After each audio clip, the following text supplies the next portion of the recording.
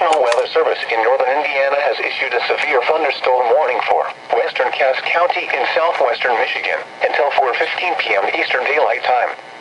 At 3:31 p.m. Eastern Daylight Time, a severe thunderstorm was located near Niles, moving northeast at 15 miles per hour. Hazard, 60 miles per hour wind gusts and quarter-size hail. Source, radar indicated. Impact, hail damage to vehicles is expected. Expect wind damage to roofs, siding, and trees. Locations impacted include Niles, Dorojak, Cassopolis, Pokagon, Daly, LaGrange, and Barron Lake.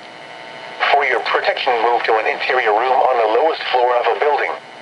Torrential rainfall is occurring with this storm and may lead to flash flooding.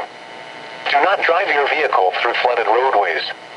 Repeating, a severe thunderstorm warning has been issued until 4:15 p.m. Eastern Daylight Time for the following county: Cass, Michigan,